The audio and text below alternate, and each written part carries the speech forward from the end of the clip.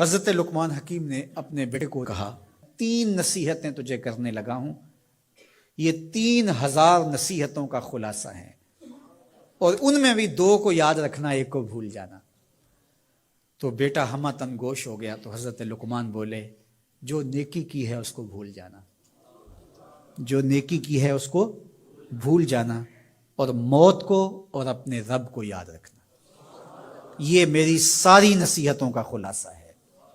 جو نیکی کی ہے وہ بھول جانا، چاہے وہ کسی شخص کے ساتھ کی ہے، چاہے وہ نیکی عبادت کی صورت میں ہے، چاہے وہ ریاضت کی شکل میں ہے، خدمت انسانی ہے، کسی رشتہ دار کے ساتھ نیکی کی ہے، تو کہا بھول جانا جس طرح کی ہوئی نہیں ہے۔ حضرت معاذ بن جبل رضی اللہ تعالیٰ عنہ حضور کے روضہ انور کے سامنے بیٹھ کے رو رہے تھے۔ حضرت عمر گزرے تو پوچھا اے معاذ کیوں رو رہے ہو؟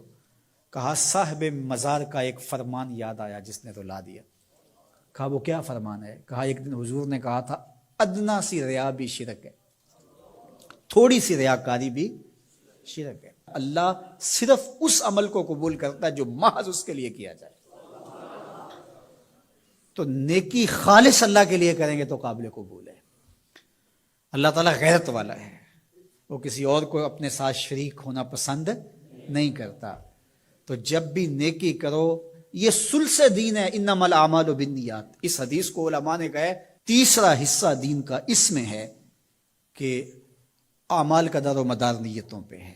نیت کا خالص ہونا شرط ہے، ورنہ محنت بھی کی، سجدے بھی کیے، خیراتیں بھی کی، سب کچھ کیا، لیکن نامہ اعمال میں 0 کو ہوگا۔ کیتی کتری پئی کھو محمد تے سکہ بنیا زردہ۔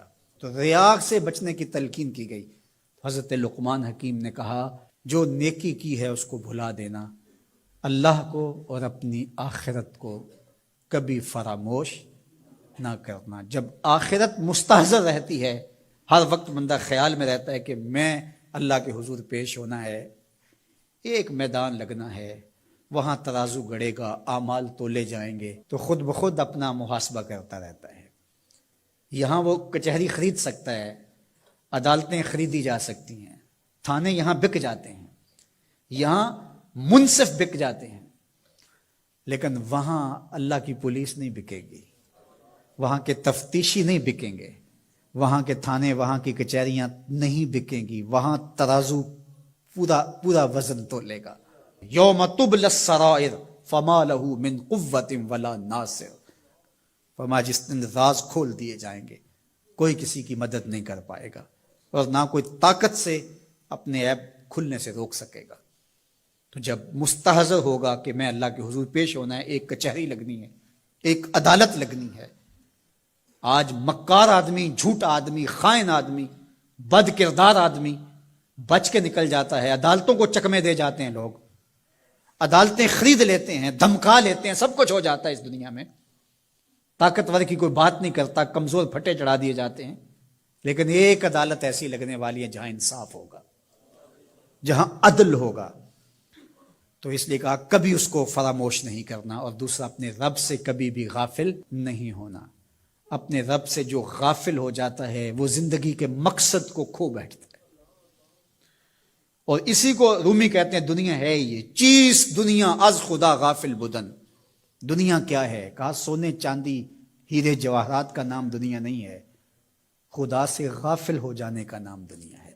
تو اس لیے اللہ کے ذکر سے، اس کی یاد سے، اس سے کبھی بھی غافل نہیں ہونا چاہیے۔ اور اگر کوئی اس سے غافل ہو گیا تو سن لو وَلَا تَكُونُوا كَالَّذِينَ نَسُوا اللَّهَ فَأَنسَاهُمْ أَنفُسَهُمْ أُولَٰئِكَ هُمُ الْفَاسِقُونَ۔ کہا ان لوگوں کی طرح نہ ہو جانا جو خدا سے غافل ہو گئے۔ تو جب وہ خدا سے غافل ہو گئے، اللہ نے انہیں ان کی ذاتوں سے بے خبر کر دیا۔